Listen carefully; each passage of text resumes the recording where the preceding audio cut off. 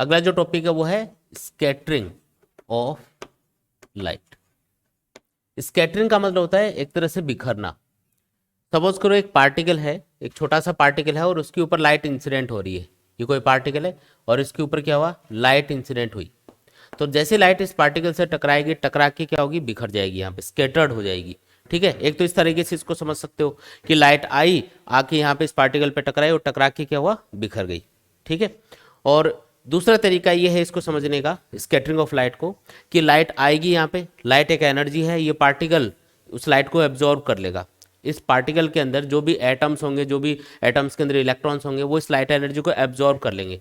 और इलेक्ट्रॉन जब भी एनर्जी को एब्जॉर्ब करता है तो वो जिस ऑर्बिट में चक्कर लगाता है उससे अपर ऑर्बिट में चला जाता है, लेकिन वो वहाँ पे स्टेबल नहीं होता, इसलिए उस एनर्जी को वापस से रिलीज करके वो अपनी मेन ऑर्बिट में आ जाता है। और जब वो उस एनर्जी को रिलीज करता है, उस लाइट को रिलीज करेगा, तो रैंडमली कोई भी डायरेक्शन में रिलीज कर सकता है, वो कोई भी डायरेक्शन हो सकती है। तो यहाँ पे हम क्या देखेंगे कि लाइट यहाँ पे इस पार्टिकल से टकराएगी और फिर यहाँ पे टकरा के हमको ये लगेगा कि ये स्कैटर हो रही है, बिखर रही है। एक्चुअल में दो तरीके से आप इसको समझा सकते हो कि लाइट आई होगी, टकराई होगी, टकरा के बिखर गई होगी, या फिर दूसरा तरीका क्या है कि लाइट को इस पार्टिकल ने एब्जॉर्ब कर लिया और वापस से रेडिएट कर दिया। जो इलेक्ट्रॉन्स होंगे इस पार्टिकल के अंदर, एटम्स के अंदर, वो उस लाइट एनर्जी को एब्जॉर्ब करेंगे, फिर अपर ऑर्बिट में जाएंगे, अपर ऑर्बिट में स्टेबल नहीं होने की वजह से वापस से अपनी लोअर ऑर्बिट पे आएंगे और एनर्जी को रिलीज करेंगे। तो रिलीज वो कोई भी डायरेक्शन में कर सकते हैं, इसलिए आपको रैंडमली कोई भी डायरेक्शन में, मतलब चारों तरफ आपको कोई भी डायरेक्शन में लाइट स्कैटर्ड होती हुई दिखाई देगी। आपको लगेगा लाइट यहाँ पे टकराई और टकरा के बिखर गई, आपको ऐसा लगेगा। तो ये जो फिनोमेना है इसी को हम क्या बोलते हैं, स्कैटरिंग, यानी लाइट की स्कैटरिंग बोला जाता है इसको। अभी यहाँ पे एक स्पेशल बात होती है, लेकिन ऐसे नहीं कि हर एक कलर, जैसे कोई भी कलर की लाइट इस पार्टिकल के ऊपर इंसिडेंट होगी और ये इक्वली हर एक कलर को स्कैटर्ड करेगा, ऐसा नहीं है।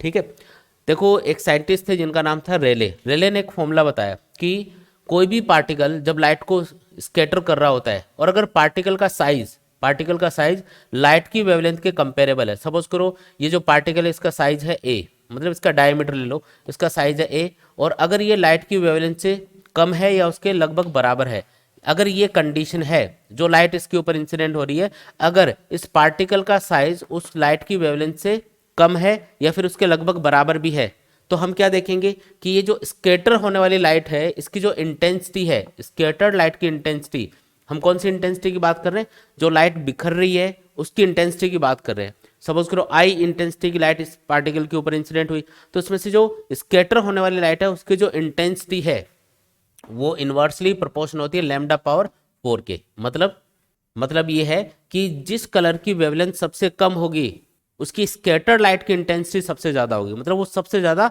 स्कैटर होगा, सबसे ज्यादा बिखरेगा। सपोज करो यहाँ पे व्हाइट लाइट आप इंसिडेंट कर रहे हो, तो अगर मैं व्हाइट लाइट इस पार्टिकल के ऊपर इंसिडेंट करूं तो मैं क्या देखूंगा कि वॉयलेट कलर के लिए लैम्डा सबसे कम होता है। भाई आपको 7 कलर की लाइट के लिए पता है लैम्डा सबसे कम किसके लिए होगा, वॉयलेट के लिए। सबसे ज्यादा किसके लिए होगा, रेड कलर के लिए। तो वॉयलेट कलर के लिए लैम्डा क्या है, सबसे कम है, और रेड कलर के लिए लैम्डा सबसे ज्यादा है।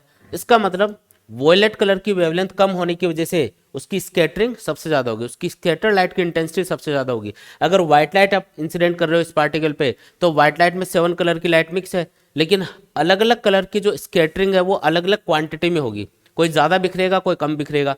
ज्यादा कौन सा बिखरेगा, जिसकी वेवलेंथ सबसे कम है, तो वॉयलेट कलर सबसे ज्यादा स्कैटर होगा और रेड कलर सबसे कम स्कैटर होगा। मतलब इस पार्टिकल से टकरा के जब लाइट आगे जाएगी तो आगे जाने वाले जो कलर हैं उनमें से सबसे ज्यादा कौन सा कलर होगा, रेड कलर, और सबसे कम कलर कौन सा होगा, वॉयलेट। क्यों, क्योंकि वो बीच में बिखर जाएगा टकरा के।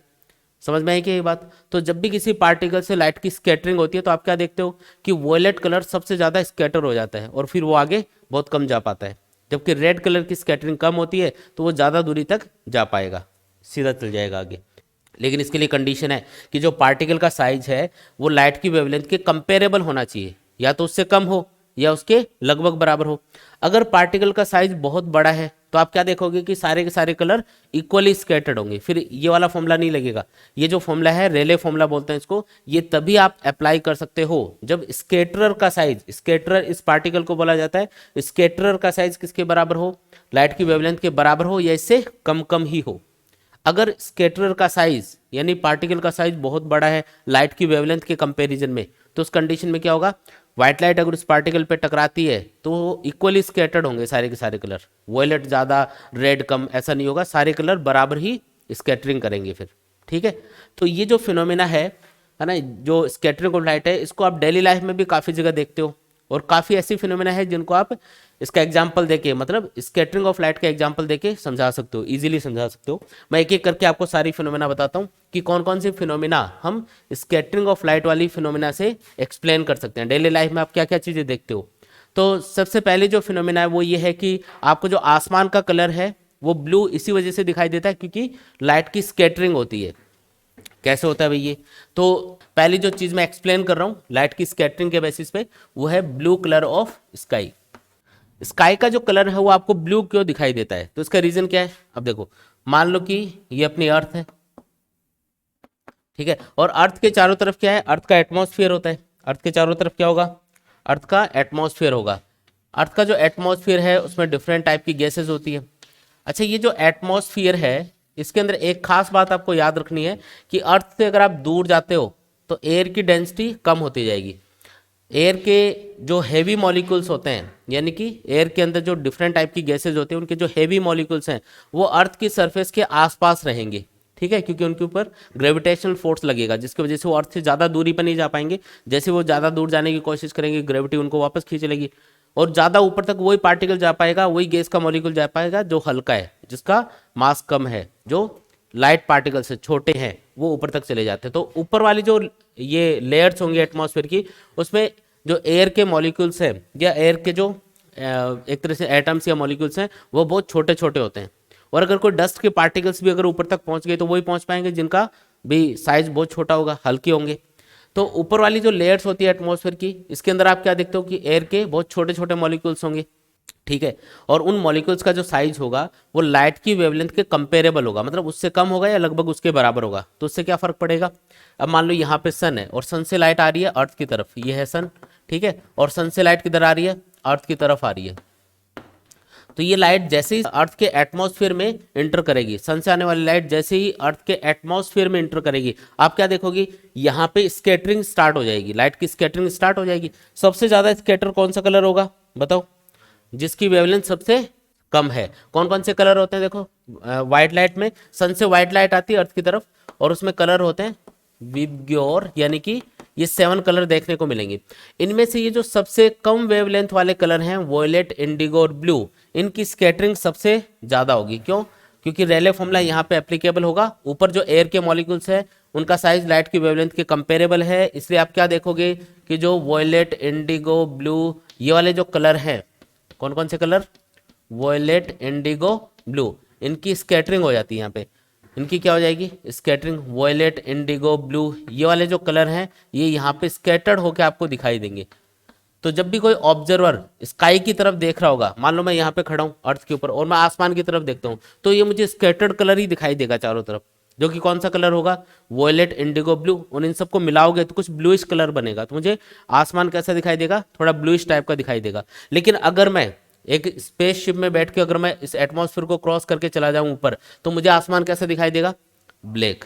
फिर आपको ब्लैक दिखाई देगा क्योंकि एटमॉस्फेयर जब तक है तब तक तो लाइट की स्कैटरिंग हो रही है। जब आप उससे बाहर ही निकल गए तो फिर स्पेस के अंदर वैक्यूम होता है, वहां पे एयर है ही नहीं है, तो फिर लाइट की स्कैटरिंग नहीं होगी, तब आपको स्पेस कैसा दिखेगा, ब्लैक दिखेगा। आप डे टाइम पे भी चले जाओ तो स्पेस के अंदर, भाई दिन के अंदर ही आप सपोज करो, ये नहीं कि रात के टाइम पे ऐसा होगा। अच्छा, रात के टाइम पे आपको जैसा ब्लैक दिखा ना वैसे दिखेगा स्पेस, क्यों, क्योंकि नाइट के टाइम पे भाई सनलाइट नहीं होगी ना, तो लाइट की स्कैटरिंग नहीं होगी, तो एक्चुअल कलर ऑफ स्काई आपको नाइट में दिखाई देता है।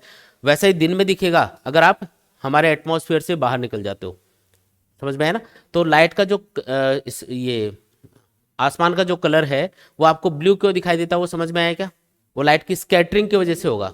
ठीक है, अच्छा, अर्थ के ऊपर जो लाइट आती है उसमें कौन कौन से कलर प्रेजेंट होंगे बताओ, तो उसमें प्रेजेंट होंगे बाकी के सारे कलर, जैसे वॉयलेट, इंडिगो, ब्लू, ये तो लगभग स्कैटर्ड हो गए, और बाकी के कलर थोड़े ज़्यादा होंगे, थोड़े बहुत ये भी होंगे, ऐसा नहीं कि बिल्कुल ही जीरो होंगे, थोड़े बहुत ये भी होते हैं। बाकी मेजोरिटी में कौन से कलर होंगे, ग्रीन, येलो, ऑरेंज और रेड। सबसे ज़्यादा कौन सा होगा, रेड कलर।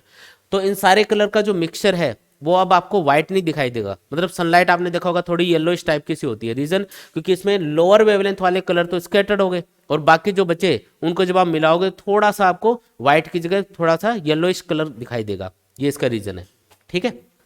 अच्छा, अब दूसरी फिनोमेना जिसको हम एक्सप्लेन करेंगे स्कैटरिंग ऑफ लाइट से, वो है वाइट कलर ऑफ क्लाउड्स। आपने देखा होगा कि जो बादलों का कलर है वो आपको वाइट दिखाई देता है। मान लो ये हमारी अर्थ है, अर्थ के चारों तरफ क्या है, अर्थ का एटमॉस्फेयर है, और जो बादल होते हैं वो बहुत ज़्यादा हाइट पे नहीं होते हैं। वैसे आपको पता होगा कि बादलों की जो हाइट होती है वो काफ़ी ज़्यादा नहीं होती। मान लो यहाँ पे कुछ बादल है, ये कुछ बादल है, ठीक है, और यहाँ पे सन है और सन से लाइट अर्थ की तरफ आ रही है, ठीक है। अब जब बादलों के अंदर ये लाइट पास होगी तो बादलों के अंदर क्या क्या चीज़ें हैं बताओ। बादलों के अंदर वाटर मॉलिक्यूल्स हो सकते हैं, आइस पार्टिकल हो सकते हैं, मतलब ओले वगैरह, और छोटे छोटे मतलब डस्ट के पार्टिकल हो सकते हैं, वाटर ड्रॉपलेट्स हो सकती हैं। तो उनका साइज कंपैरेटिवली बड़ा होता है क्योंकि ये ज़्यादा हाइट पे नहीं है, ये एटमॉस्फेयर की जो लोअर लेयर्स है ना उसके अंदर ही होते हैं बादल। अब बादलों के ऊपर जब ये सनलाइट इंसिडेंट होगी तो यहाँ पे जो रेले फॉर्मूला है, जो कि सिर्फ छोटे पार्टिकल्स के लिए ही अप्लाई होता है, जिनका साइज लाइट की वेवलेंथ के कंपेरेबल होता है, ये लगेगा नहीं। और ये नहीं लगेगा तो इसका मतलब ये है कि जब लाइट बादलों के ऊपर टकराएगी तो उसमें पार्टिकल्स का साइज, वाटर मॉलिक्यूल्स या आइस पार्टिकल्स या डस्ट के बड़े पार्टिकल्स, इनका साइज बड़ा होने की वजह से लाइट इक्वली स्कैटर्ड होगी। और इक्वली स्कैटर्ड होगी तो जैसे व्हाइट लाइट आई थी इस पार्टिकल मतलब इन बादलों के ऊपर, और व्हाइट लाइट में 7 कलर, अगर सारे के सारे कलर जितने भी कलर हैं वो सारे के सारे कलर अगर बराबर ही स्कैटर्ड हो रहे हैं, सारे के सारे कलर क्या हो रहे हैं, इक्वली स्कैटर्ड हो रहे हैं, तो सारे के सारे कलर वापस मिल जाएंगे। और वापस अगर मिलेंगे तो कौन सा कलर बनाएंगे बताओ, तो वापस व्हाइट ही तो बनेगा। अगर मैं सारे के सारे कलर्स को, सारे के सारे कलर इक्वली स्कैटर्ड हो रहे हैं और सारे के सारे अगर इक्वली स्कैटर्ड होंगे तो सारे के सारे कलर वापस मिक्स होकर कौन सा कलर बना लेंगे, व्हाइट कलर बना लेंगे। इसलिए आपको जो क्लाउड्स का कलर है वो आपको कैसे दिखाई देगा, जब आप अर्थ से देखोगे तो क्लाउड्स का कलर आपको व्हाइट इसीलिए दिखाई देगा क्योंकि उसमें जितने भी कलर आए थे सन से, मतलब 7 के 7 कलर, वो इक्वली स्कैटर्ड हो गए। और इक्वल स्कैटरिंग की वजह से क्या हुआ, सारे मिक्स हो गए, सारे मिक्स होने से वापस कौन सा कलर बन गया, व्हाइट। तो अर्थ से देखने पे क्लाउड तो आपको कैसे दिखेंगे, व्हाइट दिखेंगे, और आसमान आपको कैसे दिखेगा, ब्लू दिखाई देगा, ठीक है। क्योंकि आसमान के अंदर जब ऊपर से सनलाइट आ रही होगी ना, तो यहाँ पे जब लाइट इंसिडेंट होगी तो यहीं पे ही वॉयलेट कलर सबसे ज़्यादा स्कैटर्ड हो जाता है। तो वॉयलेट कलर की स्कैटरिंग या वॉयलेट इंडिगो ब्लू की स्कैटरिंग होने की वजह से आसमान तो आपको कैसे दिखाई देता है, थोड़ा सा ब्लूइश दिखेगा, बाकी आपको क्लाउड्स कैसे दिखेंगे, वाइट। ये चीज़ भी समझ में आ गई, ठीक। फिर तीसरी जो फिनोमेना है जो स्कैटरिंग ऑफ लाइट के ऊपर आप एक्सप्लेन करोगे वो ये है, आपने देखा होगा कि सनराइज और सनसेट के टाइम पे सन का कलर हमको रेडिश दिखाई देता है, थोड़ा रेड कलर का सा दिखाई देता है, उसका रीजन क्या वो समझते हैं। थर्ड जो फिनोमेना है जो आप लाइट की स्कैटरिंग के बेसिस के ऊपर ऑब्जर्व करते हो वो है, आपने देखा होगा कि सनराइज और सनसेट के टाइम पे सन का जो कलर है वो थोड़ा सा रेड कलर का सा दिखाई देता है ना। तो वो ऐसा क्यों है वो समझते हैं। ये मान लो अर्थ है और इवनिंग और मॉर्निंग के टाइम पे जो सन है वो कहाँ पे होगा, हॉरिजन की तरफ होगा। ये सपोज करो अर्थ का एटमॉस्फेयर है, ये क्या चीज़ है यहाँ पे, ये हो गई, ये हो गया अर्थ का एटमॉस्फेयर। अब इवनिंग और मॉर्निंग के टाइम पे क्या होगा, ये देखो इवनिंग और मॉर्निंग के टाइम पे सन यहाँ पे है ओरिजिन की तरफ, इवनिंग के टाइम पे भी कहाँ होगा, ओरिजिन की तरफ होगा, ठीक है। और दोपहर के टाइम पे कहाँ होगा, एकदम टॉप पे रहेगा, ठीक। इस तरीके से ये वाली पोजीशन है, ये 3 अलग अलग पोजीशन है, मॉर्निंग, इवनिंग और दोपहर, ठीक है। जब सुबह और शाम का टाइम होगा, मान लो ऑब्जर्वर यहाँ पे खड़ा है, ये कोई पॉइंट है, यहाँ पे ऑब्जर्वर है, तो ऑब्जर्वर की तरफ जब लाइट रेज आ रही होंगी सन से लाइट किधर आ रही है, ऑब्जर्वर की तरफ आ रही है, इवनिंग और मॉर्निंग का टाइम पे, ठीक है। मॉर्निंग के टाइम पे और इवनिंग के टाइम पे ऑब्जर्वर की तरफ जब सनलाइट आ रही होगी तो आप क्या देखोगे कि ये जो सनलाइट है इसको एटमॉस्फेयर के बड़े पार्ट से होके गुजरना पड़ता है। जबकि अगर दोपहर के टाइम पे ऑब्जर्वर की तरफ अगर लाइट आए तो उसको एटमॉस्फेयर का छोटा पार्ट ट्रेवल करना पड़ेगा। देखो यहाँ पे एटमॉस्फेयर के अंदर कितना पार्ट इनको ट्रेवल करना पड़ रहा है, जबकि दोपहर के टाइम पे ये जो पार्ट रहेगा जो ट्रेवल करना पड़ेगा सनलाइट को वो कम रहेगा। तो एक चीज सोच के बताओ कि लाइट की स्कैटरिंग की जो पॉसिबिलिटी है वो सबसे ज्यादा कब होगी, सुबह और शाम के टाइम पे, क्योंकि यहाँ पे जो सनलाइट है उसको एटमॉस्फेयर का ज्यादा पोर्शन ट्रेवल करके आना पड़ रहा है। इसका मतलब लाइट की जो स्कैटरिंग है वो क्या होगी, ज्यादा। और लाइट की स्कैटरिंग अगर ज्यादा है, लाइट की स्कैटरिंग अगर ज्यादा है तो इसका मतलब ये है कि आपको ये जो लोअर वेवलेंथ वाले कलर हैं ये सनलाइट में दिखाई नहीं देंगे। मतलब सन की तरफ जब आप देख रहे होंगे तो ये जो लोअर वेवलेंथ वाले कलर हैं कहाँ तक के, वॉयलेट, इंडिगो, ब्लू और ग्रीन तक के ये लगभग लगभग स्केटर हो जाते हैं। और आपको कौन सा कलर आइस के ऊपर आता हुआ दिखाई देगा? येलो, ऑरेंज और रेड। और इनको अगर आप मिक्स करोगे, येलो, ऑरेंज और रेड को अगर मिक्स करोगे तो ये कुछ रेडिश टाइप का ही कलर बनेगा। मतलब सन का कलर आपको कैसा दिखाई देगा? सन का कलर आपको कुछ रेड कलर का सा दिखाई देगा। मतलब ये सन है ना, इसका कलर कैसे दिखेगा? रेड। लेकिन जब आप दोपहर के टाइम पे देखोगे तो क्योंकि लाइट की स्कैटरिंग कम हो पाएगी, भी सनलाइट एटमॉस्फेयर से कम ही पार्ट ट्रेवल कर पा रही है यहाँ पे। इसका मतलब ये है कि यहाँ पे लाइट की स्कैटरिंग कम होगी और कम होने की वजह से जो सन का कलर है वो आपको एक तरह से रेडिश नहीं दिखेगा, थोड़ा येलोइश टाइप का दिखेगा। भाई थोड़ा बहुत यहाँ पे स्कैटरिंग हो गई जिसकी वजह से वॉयलेट, इंडिगो, ब्लू ये वाले कलर स्कैटर हो गए और बाकी के कलर अभी भी प्रेजेंट है सनलाइट के अंदर। तो आपको सन का कलर कैसे दिखेगा? थोड़ा थोड़ा येलोइश दिखेगा। हमको कोई भी ऑब्जेक्ट उसी कलर का दिखाई देता है जिस कलर की लाइट आंखों के ऊपर इंसिडेंट होती है। अगर आपको कोई ऑब्जेक्ट रेड कलर का दिख रहा है तो उसका मतलब उससे रेड कलर की लाइट आ रही है और वो हमारी आंखों के ऊपर इंसिडेंट हो रही है तो हमें रेड दिखेगा। अगर वो येलो कलर का है तो उससे येलो कलर की लाइट हमारी आंखों के ऊपर आएगी।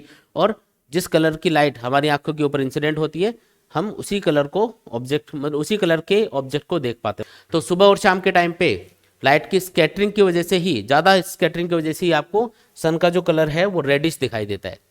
फिर इसमें लास्ट है, आपने देखा होगा डेंजर सिग्नल हमेशा रेड कलर के ही बनाए जाते हैं। कौन से कलर के?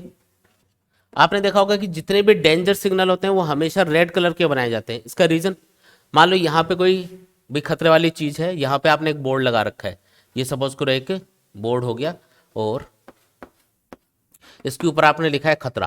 क्या लिखा है यहाँ पे? खतरा। और ये रेड कलर का है तो यहाँ पे जो ऑब्जर्वर होगा, ये मान लो अपना ऑब्जर्वर है, ये आ रहा है तो इसको दूर से दिख जाएगा। अगर आप इसको रेड कलर की बजाय, मान लो ये रेड कलर का नहीं होता, वॉयलेट कलर का होता है सपोज करो, तो इससे जब आंखों के ऊपर लाइट आती तो बीच में जो एयर के मॉलिक्यूल्स हैं उनसे लाइट की स्कैटरिंग होती, या डस्ट के पार्टिकल्स वगैरह होते हैं उनसे लाइट की स्कैटरिंग होती। और स्कैटरिंग की वजह से क्या होता है? वॉयलेट कलर बीच में स्कैटर हो जाता और आपकी आंखों के ऊपर जो लाइट आ रही होती उसमें मिनिमम कलर होता वो। मतलब अगर रेड कलर की बजाय आप वॉयलेट कलर का साइन बोर्ड बनाते हो, वॉयलेट कलर का आपने साइन बोर्ड बना दिया सपोज करो, तो उससे जो भी लाइट आंखों की तरफ आएगी वो बीच में ही मैक्सिमम स्कैटर हो जाएगी, जिसकी वजह से आपको दूरी से वो दिखाई नहीं देगा आपको। अगर आपको दूरी से, काफ़ी दूरी से आप किसी भी ऑब्जेक्ट को देखना चाह रहे हो तो आप ये चाहते हो कि वो भाई दूर से दिखे, तो आपको रेड कलर का ही उसको बनाना पड़ेगा क्योंकि रेड कलर की स्कैटरिंग सबसे कम होती है। तो अगर आप इसको रेड कलर का बनाते हो, रेड कलर का, तो क्योंकि उसकी स्कैटरिंग सबसे कम होती है इसलिए दूर से दिख जाएगा। इसलिए आपने देखा होगा कि जो ऊंचे टावर्स होते हैं, ऊंची बिल्डिंग्स होती हैं, उनके ऊपर रेड कलर का बल्ब लगाया जाता है ताकि अगर कोई भी हेलीकॉप्टर या कोई भी प्लेन अगर उस डायरेक्शन में आ रहा है तो उसको दूर से दिख जाए कि भी सामने कोई बड़ी चीज़ है, ऊंची चीज़ है, तो वो थोड़ा दूर से निकल जाए उससे। तो आपको याद रखना है कि वॉयलेट कलर की स्कैटरिंग ज़्यादा होती है और रेड की कम होती है। इसीलिए जितने भी साइन बोर्ड्स होंगे वो हमेशा रेड कलर के ही बनाए जाएंगे, रेड कलर दूर से दिख जाएगा। ठीक है, ये इसका रीज़न है। तो स्कैटरिंग वाली जो फिनोमेना है वो यहाँ पे भी काम आती है। जितने भी डेंजर सिग्नल्स हैं वो हमेशा रेड कलर के इसीलिए बनाए जाते हैं। क्लियर है एकदम? देखो अगला जो टॉपिक है वो है रेनबो। अगला जो टॉपिक है उसका नाम क्या है? रेनबो। हमेशा दो रेनबो बनते हैं जिसमें एक की इंटेंसिटी ज़्यादा होती है और एक की इंटेंसिटी कम होती है ना। एक थोड़ा नीचे बनेगा, एक थोड़ा ऊपर बनेगा। तो हमेशा दो रेनबो बनते हैं जिनको हम प्राइमरी और सेकेंडरी रेनबो बोलते हैं। प्राइमरी और सेकेंडरी, इनमें डिफरेंस क्या है और किस तरीके से ये बनते हैं वो सारी चीज़ें हम डिटेल में स्टडी करेंगे। पहले तो हम बात करते हैं कि जो रेनबो है उसके बनने की कंडीशंस क्या होती है, मतलब कब आपको रेनबो दिखाई देगा।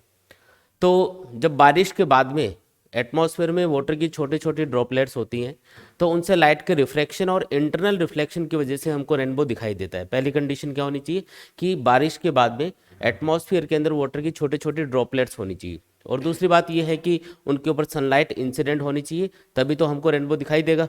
तो इसका मतलब दो कंडीशन पूरी होनी चाहिए, एक तो सनलाइट होनी चाहिए और एक बारिश के बाद में एटमॉस्फेयर के अंदर क्या होनी चाहिए? वाटर की छोटी छोटी ड्रॉपलेट्स होनी चाहिए, छोटी छोटी ड्रॉप्स होनी चाहिए एक तरह से। अब ये जो दो रेनबो बनते हैं हमेशा, इनमें डिफरेंस क्या है और ये किस टाइप से बनेंगे? सबसे पहले हम बात करते हैं प्राइमरी रेनबो की।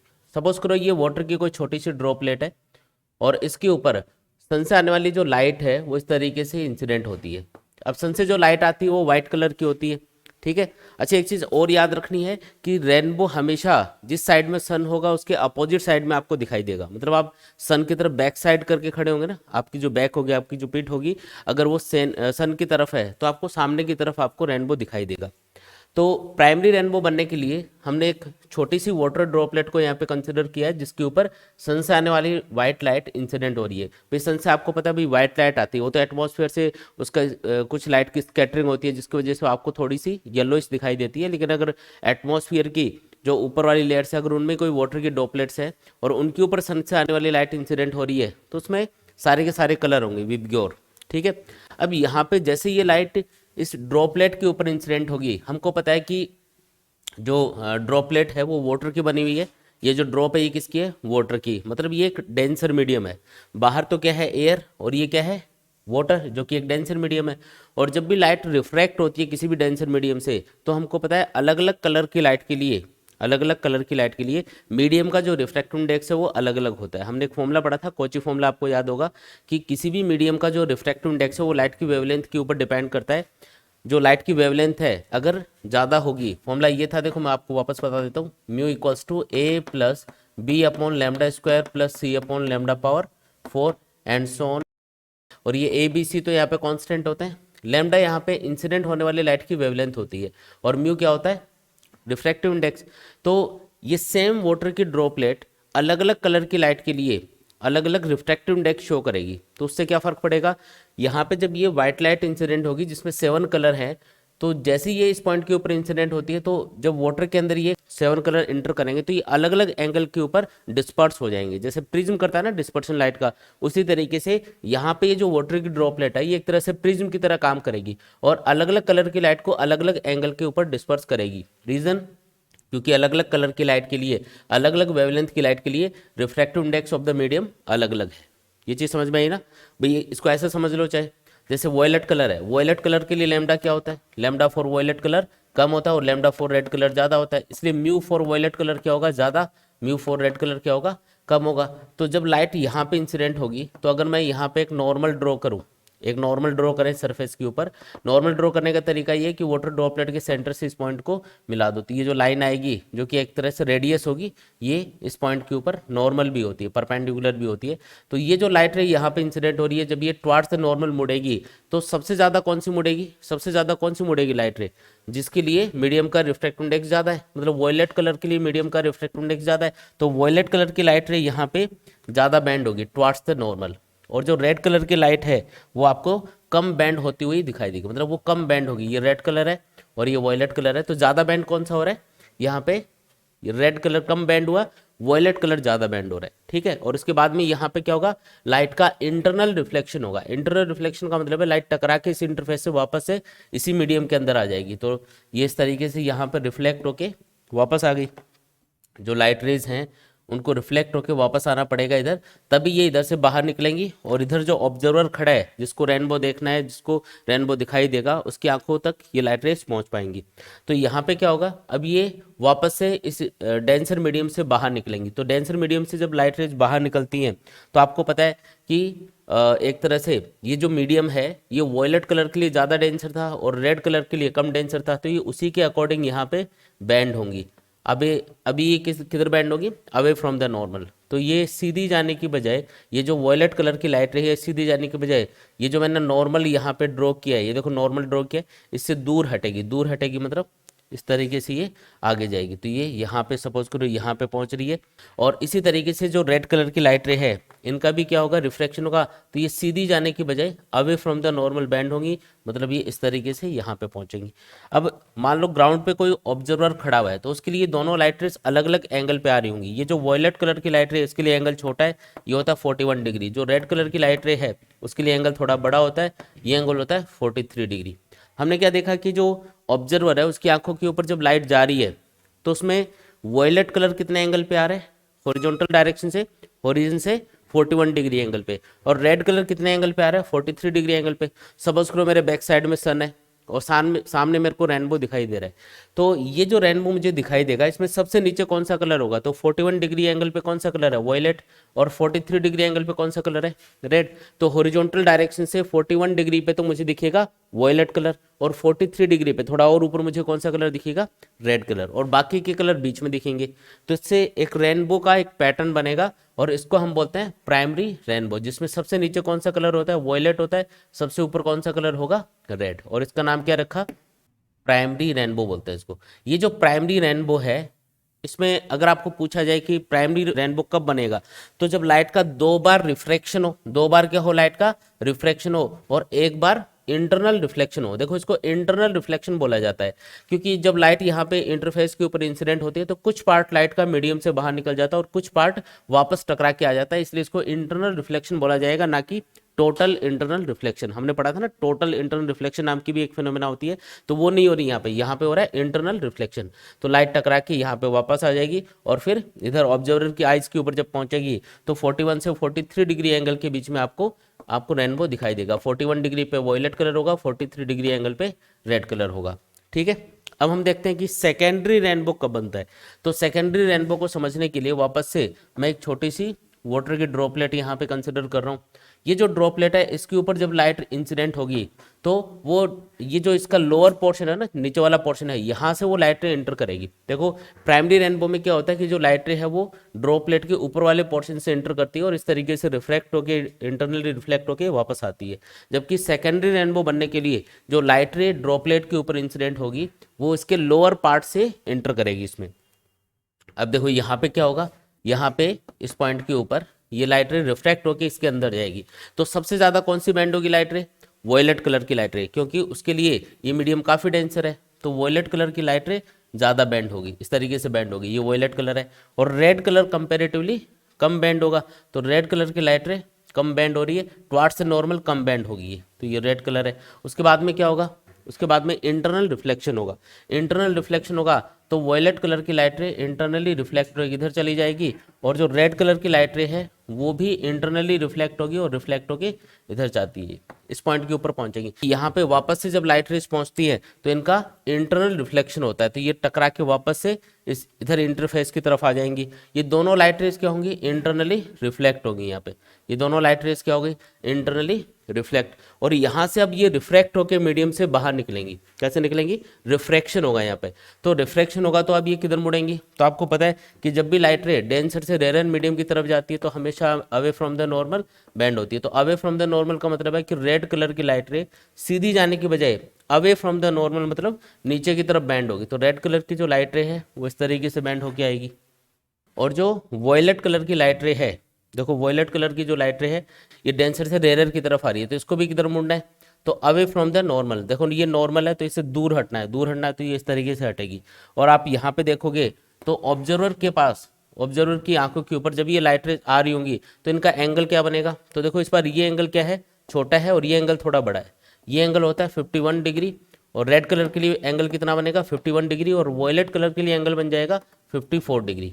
ठीक है, और इससे जो रेनबो का पैटर्न बनेगा उसको हम बोलते हैं सेकेंडरी रेनबो। कौन सा रेनबो बनता है इससे, सेकेंडरी। अब आप बताओ कि इसमें सबसे नीचे कौन सा कलर होगा, तो 51 डिग्री एंगल पे कौन सा, हॉरिजॉन्टल डायरेक्शन से 51 डिग्री एंगल पे आपको रेड कलर दिखेगा, मतलब जस्ट इससे उल्टा हो गया पैटर्न, मतलब सबसे नीचे कलर होगा रेड और सबसे ऊपर कौन सा होगा, वॉयलेट। और ये कौन सा रेनबो बना, ये बना सेकेंडरी रेनबो। ठीक है, और इसमें सबसे नीचे है 51 डिग्री एंगल पे रेड कलर, 54 डिग्री एंगल पे है वॉयलेट कलर, मतलब ऑलमोस्ट 10 डिग्री का डिफरेंस होता है दोनों के बीच में। जैसे प्राइमरी रेनबो 41 से 43 डिग्री एंगल के बीच में बनेगा, ये इंपॉर्टेंट चीज़ें याद रखनी है।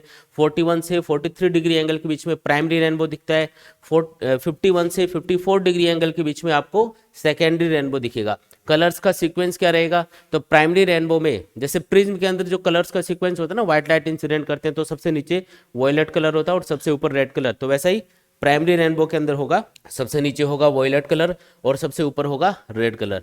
लेकिन जब सेकेंडरी रेनबो बनेगा तो उसमें सबसे नीचे आपको रेड कलर दिखेगा 51 डिग्री एंगल पे, और 54 डिग्री एंगल पे वॉयलेट कलर दिखाई देगा।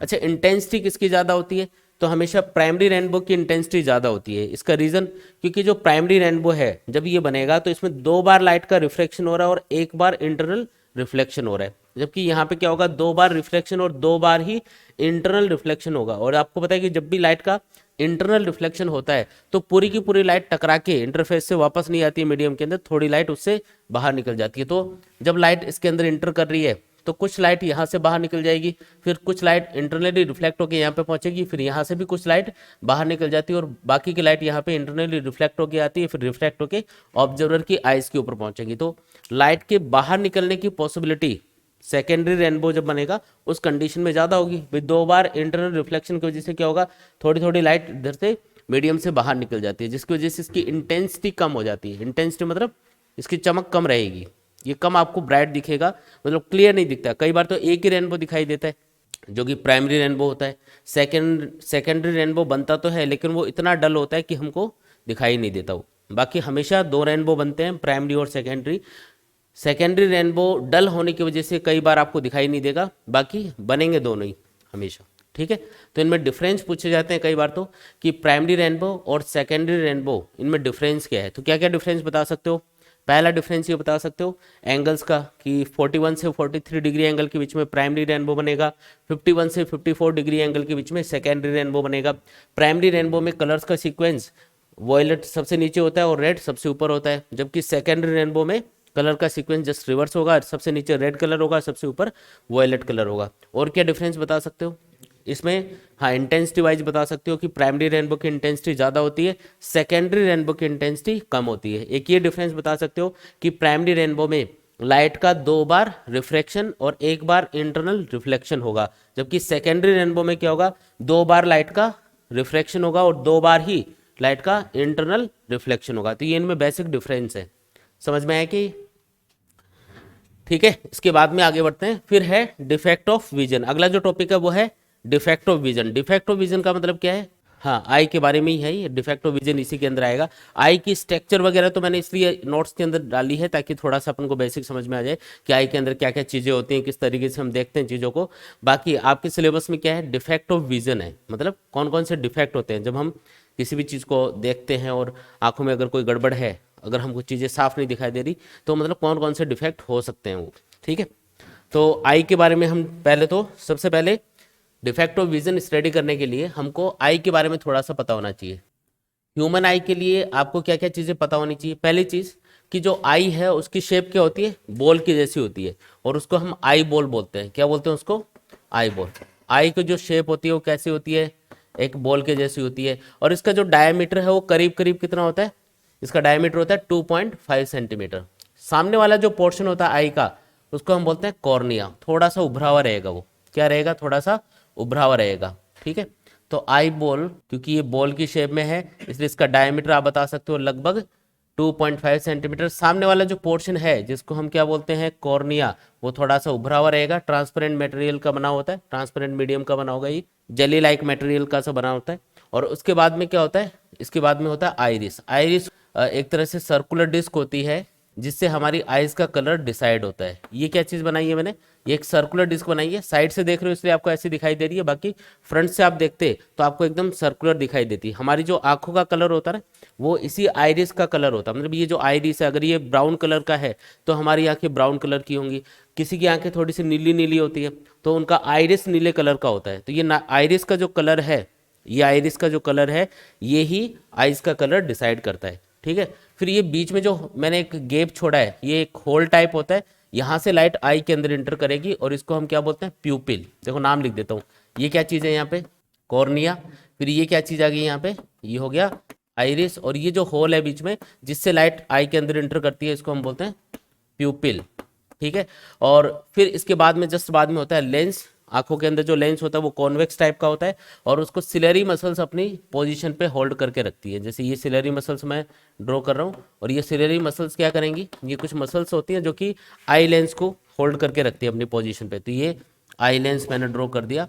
ये जो आई लेंस है इसके सामने वाला ये जो पोर्शन है यहाँ पे एक लिक्विड भरा हुआ रहता है, उसको हम बोलते हैं एक्वस ह्यूमर। क्या बोलते हैं उसको, एक्वस ह्यूमर। और उसके बाद में भी यहाँ पे इस आई बॉल को अपनी शेप में बनाए रखने के लिए एक लिक्विड टाइप भरा होता है जिसको हम बोलते हैं विट्रस ह्यूमर। यहाँ पे भी एक लिक्विड होता है, क्या बोलते हैं उसको, विट्रस ह्यूमर।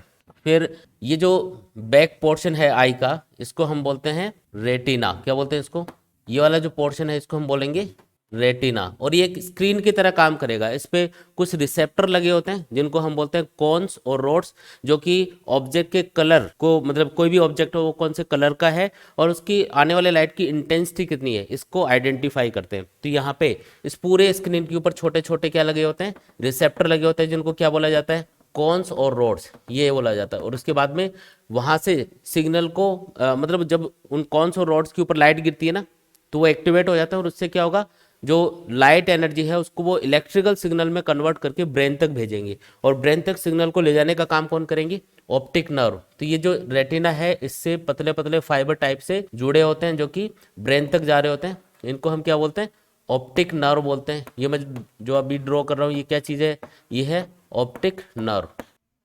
क्या बोलते हैं इनको, ऑप्टिक नर्व बोलेंगे, ठीक है। अच्छा, ये पूरा आई का शेप हो गया, सारी चीजें हो गई इसके अंदर। यहाँ पे जो लिक्विड है उसको हम क्या बोलेंगे, विट्रियस ह्यूमर, और वो एकदम ट्रांसपेरेंट मीडियम का बना होगा, ठीक है। ये जो लेंस होता है ना, लेंस, इसका जो मीडियम है उसका रिफ्रैक्टिव इंडेक्स, ये बाहर जो हमने लिक्विड भरा हुआ है इससे थोड़ा ज़्यादा होता है। तो ये कौन से टाइप का लेंस होता है आई के अंदर, ये होता है कॉन्वेक्स लेंस। ये चीज़ आपको याद रखनी है।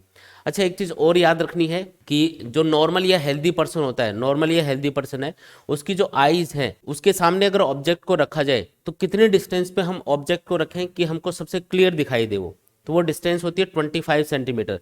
नॉर्मल या हेल्दी पर्सन के लिए ये जो पॉइंट होता है ना जहाँ पे आपको सबसे क्लियर दिखाई देता है वो 25 सेंटीमीटर डिस्टेंस पे होता है, और उसको हम बोलते हैं नियर पॉइंट। क्या बोलते हैं उसको, नियर पॉइंट बोलते हैं। तो आंखों के सामने, यहाँ पे आंखों के सामने ये जो आई लेंस है इसकी प्रिंसिपल एक्सिस मान लेता हूँ मैं, इस प्रिंसिपल एक्सिस के ऊपर यहाँ पे अगर कोई भी ऑब्जेक्ट रखा जाएगा, ऑब्जेक्ट अगर यहाँ पे रख दें, हम कहाँ पे रख दें, बताओ कितना डिस्टेंस पे रखना ऑब्जेक्ट को, 25 सेंटीमीटर डिस्टेंस पे। ऑब्जेक्ट को अगर रख दिया जाए 25 सेंटीमीटर डिस्टेंस पे, तो यहाँ पे आपको सबसे क्लियर दिखाई देगा। तो ये जो पॉइंट होता है इसको हम बोलते हैं नियर पॉइंट। क्या बोलते हैं इसको, इसका नाम हमने रखा नियर पॉइंट।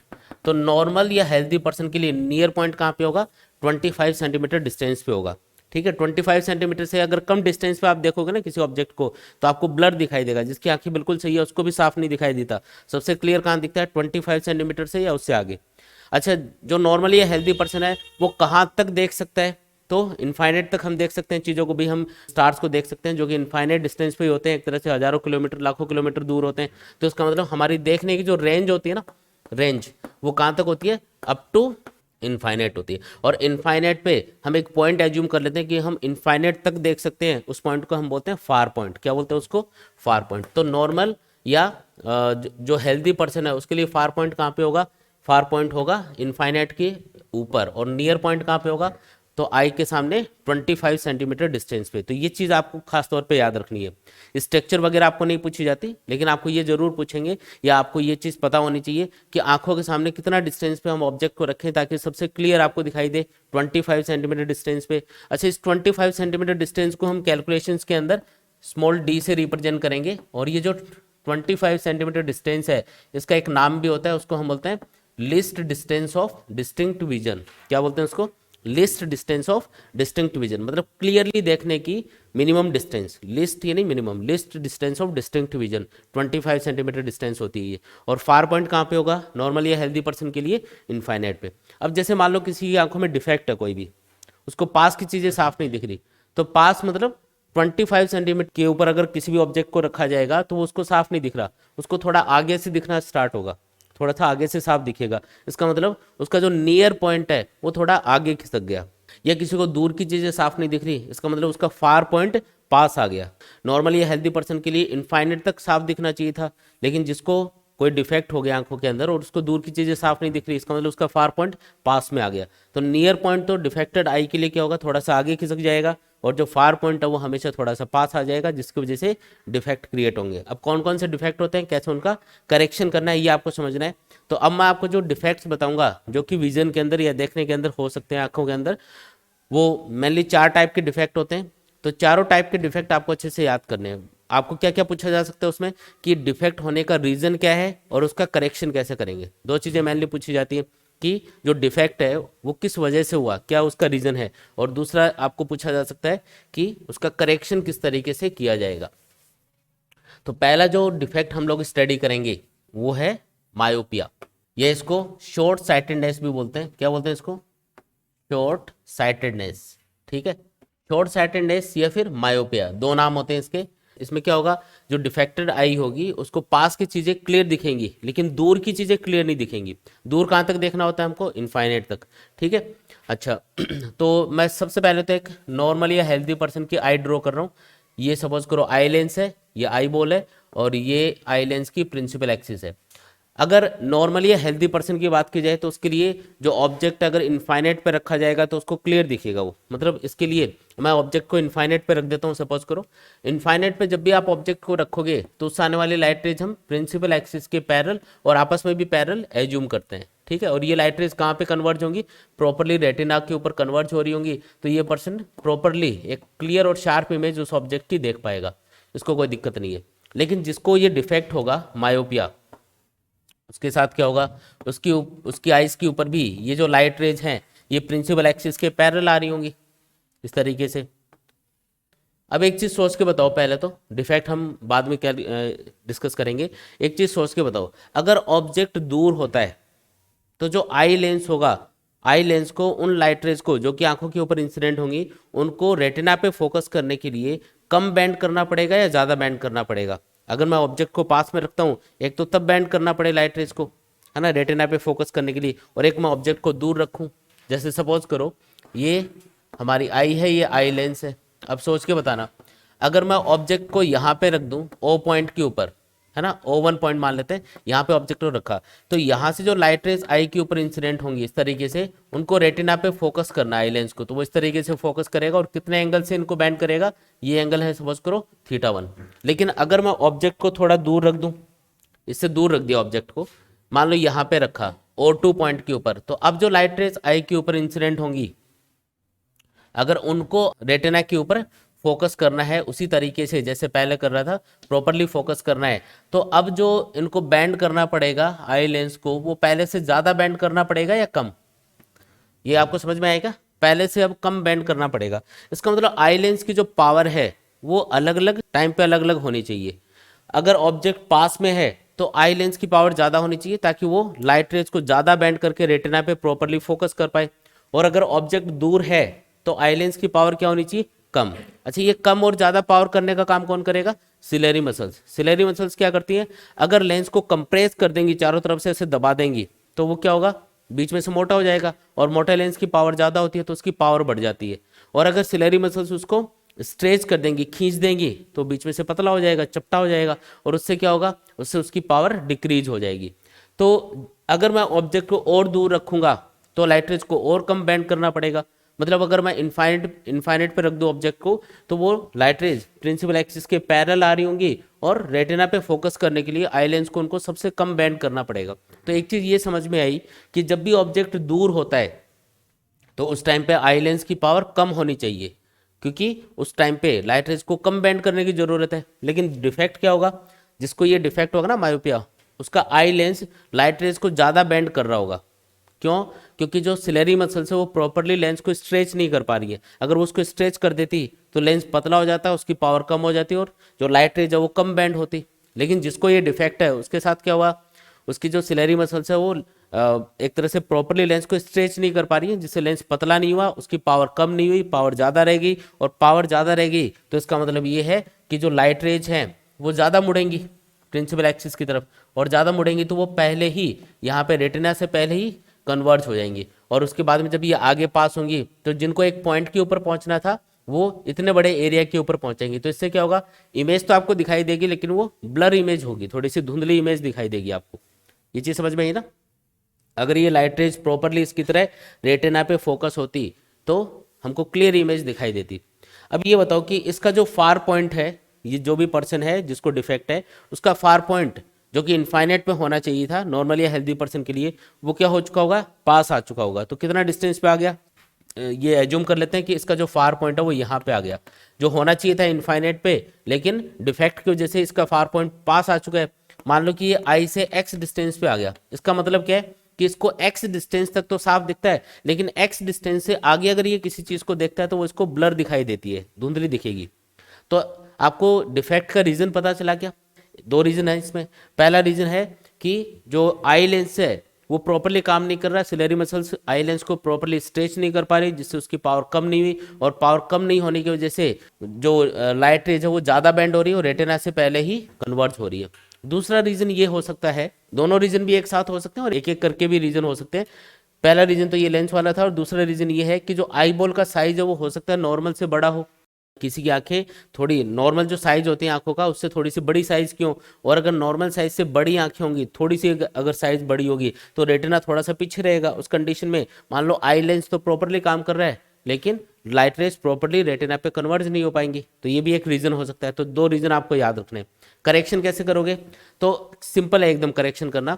आपको क्या करना है कि इस पर्सन को अगर इनफाइनाइट पे किसी ऑब्जेक्ट को देखना है, आप ये चाह रहे हो कि इनफाइनाइट पे रखे हुए किसी ऑब्जेक्ट को देखें, तो उसकी एक इमेज को आप एफ पॉइंट के ऊपर बना दो। मतलब आंखों के सामने एक्स डिस्टेंस पे अगर उसकी इमेज बना दी जाए तो वो उसको साफ दिख जाएगा।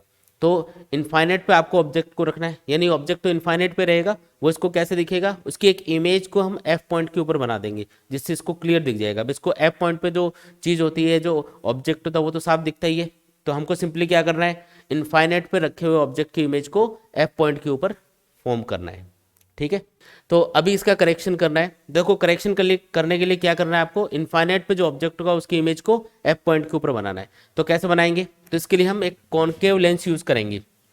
आप इसको दो तरीके से समझ सकते हो। सिंपल वे जो याद रखने का है वो ये है कि ये जो लेंस है इसकी पावर ज़्यादा है, तो इसकी पावर को कम करने के लिए हमें इसका उल्टा लेंस इसके सामने लगाना पड़ेगा, ताकि ये जो लेंस है इसकी पावर थोड़ी सी कम हो जाए, मतलब दोनों के कॉम्बिनेशन की पावर कम हो जाए और लाइट रेज प्रॉपरली रेटिना के ऊपर फोकस हो पाए। तो आपको कौन सा लेंस यूज़ करना पड़ेगा?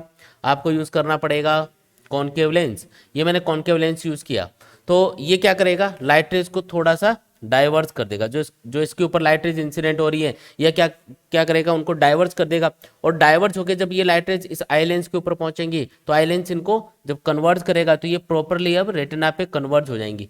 अब ये प्रॉपरली कन्वर्ज क्यों हो रही है? क्योंकि ये फेल के आ रही है और इसकी पावर ज़्यादा है, तो ये जब इनको ज़्यादा मोड़ेगा तो ये प्रॉपरली अब रेटिना पे कन्वर्ज हो जाएंगी। ठीक है, अच्छा इसको दूसरे तरीके से ऐसे समझ सकते हो कि जब हमने कॉनकेव लेंस आगे रखा तो ये इसने लाइट रेज को डाइवर्स कर दिया।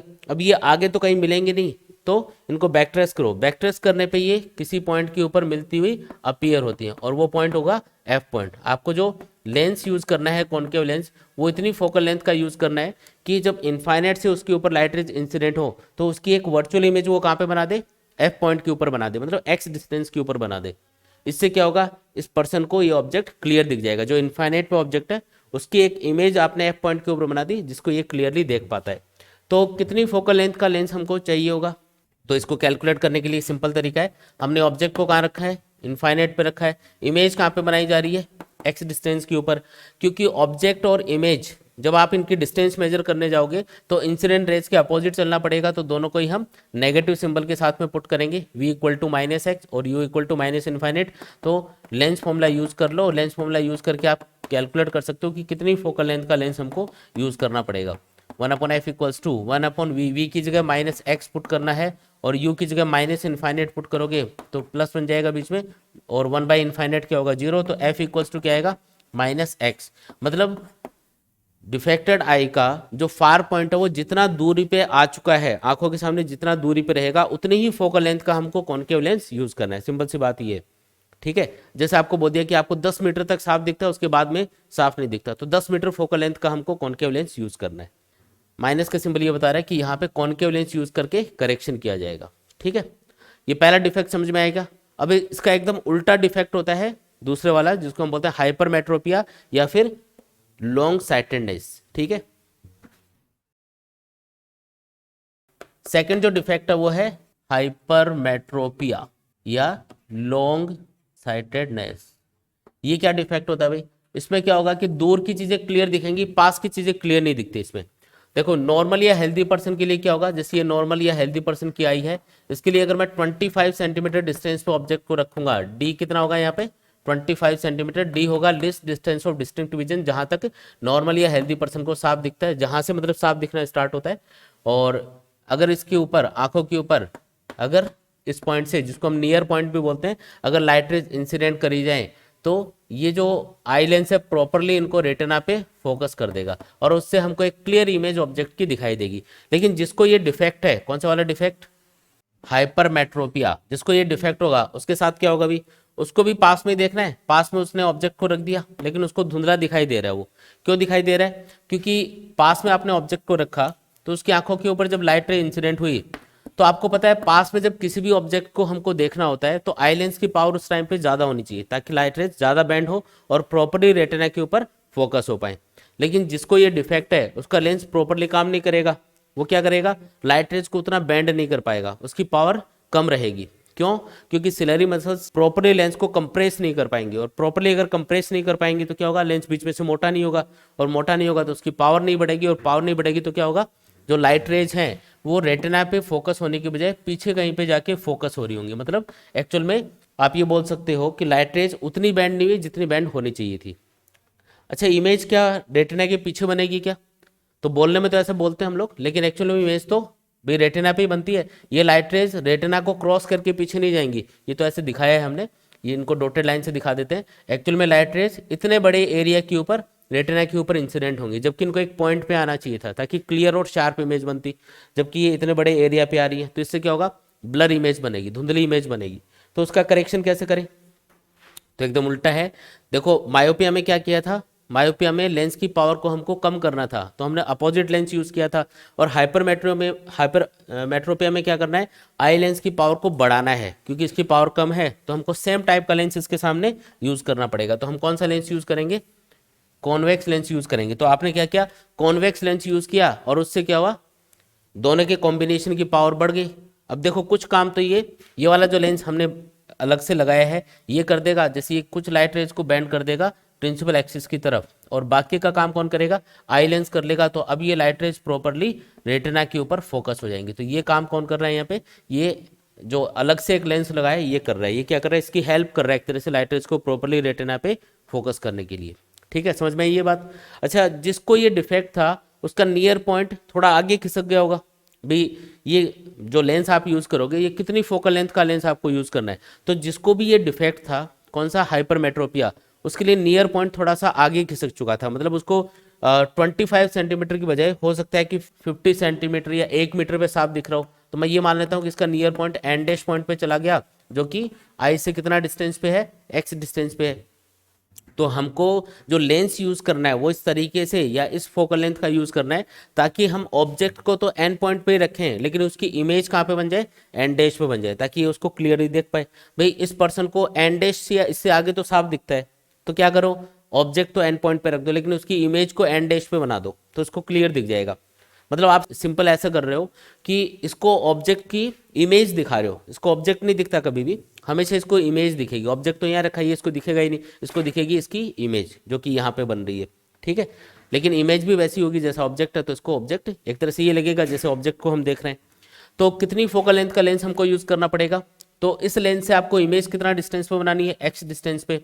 ठीक है, ऑब्जेक्ट कितना डिस्टेंस पे रखना है, डी डिस्टेंस पे, वही डी डिस्टेंस पे रखेंगे। तो मैं ये लिख देता हूँ, यू तो हम लेंगे कितना, माइनस डी मतलब -25 सेंटीमीटर। माइनस क्यों लिया, क्योंकि इंसिडेंट रेज के अपोजिट मेजर कर रहे हो, और इमेज कहाँ पे बनानी है, माइनस एक्स डिस्टेंस के ऊपर बनानी है। तो यूज करो लेंस फॉर्मूला के according 1/f equals to 1/v minus 1/u। Values put कर दो, v की वैल्यू आपको पुट करनी है -x और u की वैल्यू -d पुट करोगे तो माइनस माइनस प्लस हो गया। तो ये फॉर्मूला हम यूज करेंगे। तो इस फॉर्मूले को यूज करके आप फोकल लेंथ कैलकुलेट कर सकते हो कि कितनी फोकल लेंथ का कॉन्वेक्स लेंस हमको यूज करना पड़ेगा। ठीक है, तो यहाँ पे देखो ये जो करेक्टिव लेंस है जो कि कॉन्वेक्स लेंस है, ये किस तरीके से इमेज बनाएगा एंड डैश पे। तो ये जो लाइट रे जिसके ऊपर इंसिडेंट हुई थी इसने क्या किया, इनको थोड़ा सा प्रिंसिपल एक्सिस की तरफ बैंड कर दिया। अभी भी ये लेकिन डाइवर्ज हो रही है, लेकिन इनको अगर बैक ट्रेस किया जाए तो इनको बैक ट्रेस करने पे ये देखो एंड डैश पॉइंट के ऊपर मिलती हुई अपीयर होंगी। इससे क्या बन जाएगा, एक वर्चुअल इमेज बन जाएगी एंड डैश पे। मतलब ऑब्जेक्ट को एंड पॉइंट पे ही रखना है लेकिन उसकी एक virtual image and dash point के ऊपर बनेगी। तो इस तरीके से ये जो पर्सन है ये इस ऑब्जेक्ट को देख पाएगा जो कि एंड पॉइंट के ऊपर रखा जा रहा है। अब मैं आपको तीसरा डिफेक्ट बता रहा हूँ। तीसरा जो डिफेक्ट होगा वो है ट्रेस बायोपिया, जिसमें ये दोनों डिफेक्ट एक साथ होंगी। ट्रेस बायोपिया ज्यादातर ये ओल्ड एज में होता है। ओल्ड एज में क्या होता है कि जो सिलेरी मसल्स है वो लेंस को, आई लेंस को प्रॉपरली ना तो कंप्रेस कर पाती है ना स्ट्रेच कर पाती है, जिसकी वजह से आई लेंस की पावर ना तो बहुत ज्यादा बढ़ पाती है ना बहुत ज्यादा कम हो पाती है, एक मीडियम सी पावर रहेगी। उसकी वजह से जिस पर्सन को ये प्रेस बायोपिया होगा, जिस पर्सन को ये प्रेस बायोपिया होता है, मतलब ये डिफेक्ट होता है, उसको बिल्कुल पास की चीज़ें भी साफ नहीं दिखती और बिल्कुल दूर की चीज़ें भी साफ नहीं दिखती, उसको मीडियम सी एक बीच की सी रेंज होगी जो साफ दिखाई देगी। तो इसका रीज़न क्या है? तो रीज़न है सेलेरी मसल्स का लेंस को प्रॉपरली कंप्रेस या स्ट्रेच नहीं कर पाना। ठीक है, तो इसका करेक्शन कैसे करें? तो इसमें क्या होंगे, दोनों डिफेक्ट एक साथ हो जाएंगे, मायोपिया और हाइपरमेट्रोपिया दोनों डिफेक्ट एक साथ होंगे, मतलब पास की चीज़ें भी क्लियर दिखाई नहीं देंगी और दूर की चीज़ें भी क्लियर दिखाई नहीं देंगी। तो फिर करेक्शन के लिए क्या करना पड़ेगा, दोनों ही लेंस यूज़ करने पड़ेंगे। और इस टाइप के जो लेंस होते हैं उनको हम बोलते हैं बाईफोकल लेंस। ये जो लेंस होते हैं इनमें नीचे वाला पोर्शन होता है कॉन्वेक्स टाइप का, जो कि पास की चीज़ें देखने के लिए होगा, ऊपर वाला होगा कॉनकेव लेंस, ये कॉनकेव टाइप का होगा ताकि हम दूर की चीज़ें क्लियर देख पाएँ। तो प्रेस बायोपिया के करेक्शन के लिए, प्रेस बायोपिया के करेक्शन के लिए आपको क्या करना पड़ेगा, बाई फोकल लेंस यूज करने पड़ेंगे। बाई फोकल लेंस बोलते हैं, इनके दो फोकल लेंथ होंगे ना भाई, ऊपर अलग लेंस है नीचे अलग लेंस है, तो इनकी फोकल लेंथ भी अलग अलग होंगी, तो इनको क्या बोला जाता है, बाई फोकल लेंस। तो बाई फोकल लेंस को यूज करके प्रेस बायोपिया का करेक्शन किया जा सकता है। फिर जो फोर्थ डिफेक्ट है वो है एस्टिग्मेटिज्म। क्या नाम है? एस्टिग्मेटिज्म। ये लाखों में से किसी एक पर्सन को ही होता है। देखो मैं यहाँ पे एक डायग्राम बना रहा हूँ, इस डायग्राम के अंदर अगर आपको सारी की सारी लाइनें क्लियर दिखाई दे रही हैं, इसका मतलब आपको ये डिफेक्ट नहीं है। जिस पर्सन को ये डिफेक्ट होगा उसको इनमें से कोई एक लाइन क्लियर नहीं दिखेगी, हो सकता है वो वर्टिकल लाइन हो सकता है हॉरिजॉन्टल लाइन हो।